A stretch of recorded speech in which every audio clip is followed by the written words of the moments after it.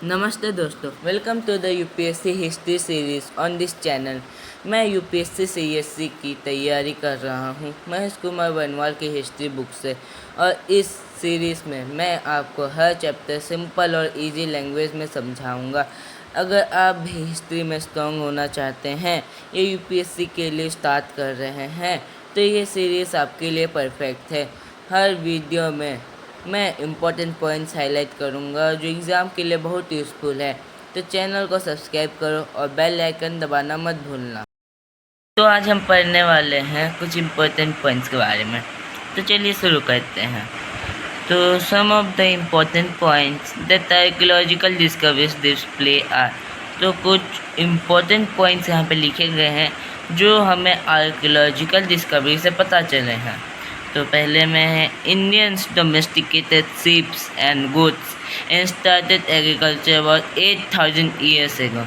तो हम लोग के पूर्वजों ने शिप्स और गोट्स भेड़ बकरियां पालना और खेती बाड़ी करना लगभग 8000 साल पहले शुरू किया था।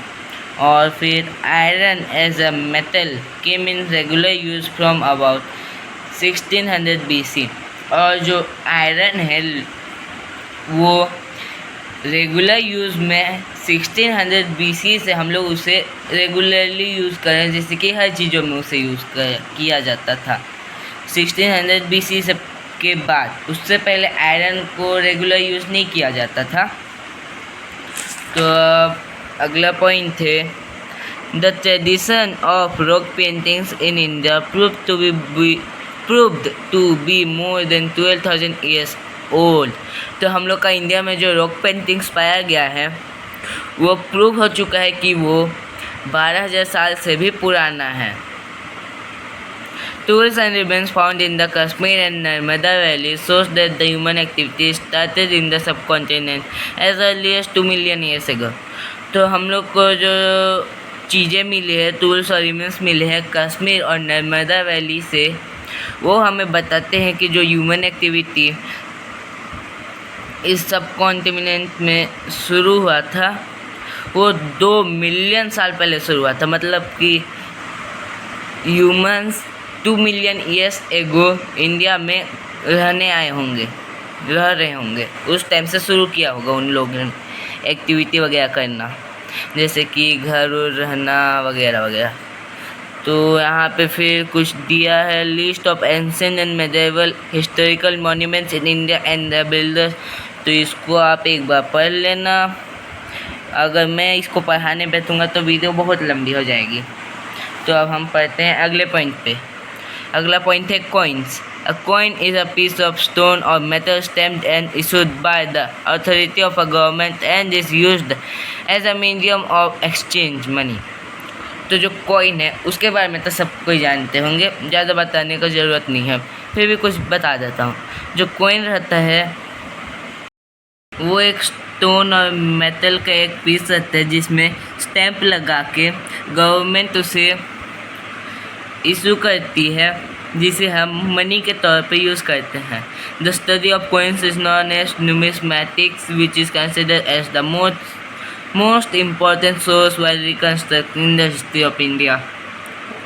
तो जो लोग कॉइन्स का स्टडी करते हैं, कॉइन्स का स्टडी को न्यूमिस्मैटिक्स कहा जाता है, जिसे मोस्ट इम्पॉर्टेंट सोर्स डिक्लेयर किया गया है while reconstructing the history of India. तो जो हिस्ट्री को जब हम लोग वापस लिखते हैं तो उसमें हम लोग कॉइन्स का बहुत यूज़ करते हैं। A good number of coins and inscriptions have been found on the surface. Many of them have been unearthed by digging।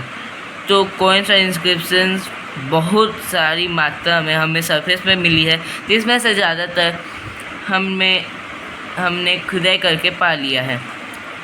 Coin molds made of burnt clay have been found in large numbers. Most of them belong to the Kushan period, but its use almost disappeared in the post-Gupta period। तो जो coin mould रहते हैं वो burn clay से बनाया जाता था उसे, और वो हमें बहुत ही लार्ज नंबर्स में मिला है। और उनमें से ज़्यादातर कुषाण पीरियड से बिलोंग करते हैं। मतलब कि कॉइन मॉल का यूज़ कुषाण पीरियड में बहुत यूज़ होता था, लेकिन पोस्ट गुप्ता पीरियड में उसका यूज़ नहीं होता था। Punch-marked coins were issued during the 2nd and the 1st century BC, followed by gold, silver, and copper coins of various ruling groups like Indo-Greeks, Sakas, Kusans, etc. तो जो पंच marked coins रहते हैं उन्हें 2nd और 1st century BC के दौरान issue किया गया था, जो गोल्ड, सिल्वर, कॉपर से बनते थे और इन्हें Indo Greek, Sakas, Kushans etcetera group use किया करते थे। Large number of coins were made of lead, potin, copper, bronze, silver and gold in post Mauryan times. तो पोस्ट मौर्यन पीरियड में कॉइन्स जो है वो lead, potin, copper, bronze, silver और गोल्ड से बनाए जाते थे ज़्यादातर। Coins are the only source to know about the Saka Kshatrapas, Indo-Bactrian, Indo-Greeks and Indo-Persian dynasties। तो ये कुछ डायनेस्टीज है जिनके बारे में हम सिर्फ कॉइन्स के द्वारा ही पता कर सकते हैं और उनका कोई सोर्स नहीं है। Largest number of gold coins were issued by the Guptas and purest gold coins were issued by Kusans। तो गुप्तास जो थे उन्होंने सबसे ज़्यादा नंबर में गोल्ड कोइंस इशू किए थे, लेकिन कुशान्स जो थे उन्होंने सबसे प्योरेस्ट गोल्ड कोइंस इशू किए थे, विच रिफ्लेक्ट्स प्रॉस्पेरस इकोनॉमी, जो बताता है कि वो बहुत ही रिच थे। The trend reversed in post Gupta period indicating decline in trade and commerce. तो जब पोस्ट गुप्ता पीरियड आया तब ये जो था ना ट्रेंड वो रिवर्स हो गया, जो कि बताता है कि उस टाइम पे ट्रेड और कॉमर्स नहीं थे बढ़िया।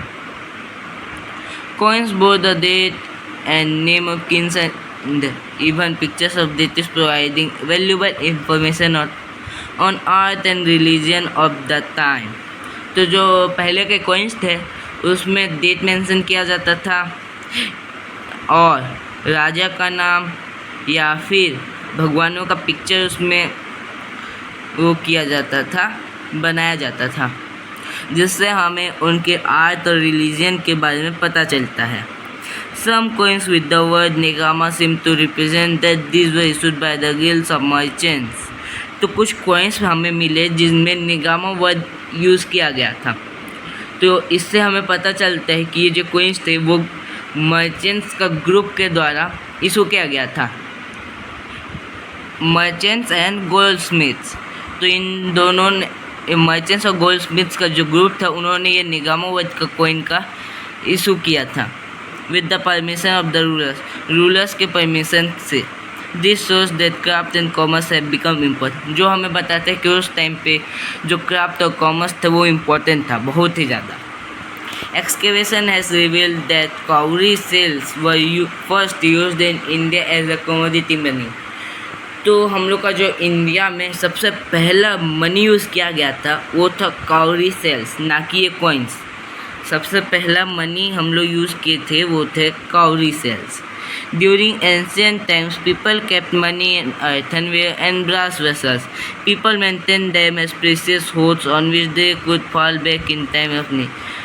तो एंशियंट टाइम में जो लोग थे वो अर्थनवेयर, घड़ा, मटका या फिर वेसल्स में पैसे जमा करते थे ताकि मुसीबत के टाइम वो यूज़ कर सके। जैसे कि आज भी बहुत लोग पैसे जमा करते हैं वैसे ही। तो ये एंशिएंट टाइम से चली आ रही है। तो अब अगला है seals. Seals are an embossed emblem, figure, symbol, letter, word, etc. used for making impression of paper and clay, etc. तो seals भी बहुत लोग जानते होंगे, उसे हम यूज़ करते हैं पेपर पे स्टैम्प लगाने के लिए, वो भी एक सील ही है। तो ये उसमें कुछ एम्बलम रहता है, फिगर रहता है, सिंबल रहता है, लेटर, वर्ड एक्सेट्रा सील में रहते हैं। Seals made of copper, clay and stone are also an important source of information on ancient India. जो सील्स थे वो कॉपर, क्ले और स्टोन से बनाए जाते थे. About 500 seals made of various material belonging to Harappan civilization. तो हमें हड़प्पन सिविलाइजेशन से 500 सील्स जो कि अलग अलग मटेरियल से बने थे वो हमें मिले हैं.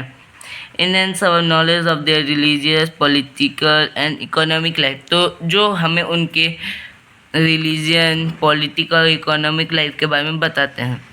Harappan seals did not concentrate on a particular animal. तो जो हड़प्पन सील्स थे वो सिर्फ एक ही एनिमल में कॉन्सेंट्रेट नहीं करते थे. All the animals and birds depicted on the seals are native to India. For example the Pashupati seal and the bull seal etcetera. तो मतलब कि जितने भी सील है हड़प्पन सील्स, उनमें हर एक सील में अलग अलग जानवर का यूज़ किया गया है और जितने भी उनमें जानवर, बर्ड्स का यूज़ किया है वो इंडिया में ही पाए जाते हैं. मतलब कि वो इंडिया में पाए जाते हैं. जैसे कि Pashupati seal, bull seal etcetera. The Vaishali hoards of 274 seals throw in important information about gill system, economic life, trade and ways of merchant community. तो जो वैशाली होर्ड्स है जिनमें 274 सील्स है वो हमें Gill system, economic life, trade और वेस ऑफ मर्चेंट कम्युनिटी ये सब के बारे में बताते हैं. तो आज की वीडियो के लिए इतना ही. बाय बाय और सब्सक्राइब करना मत भूलें.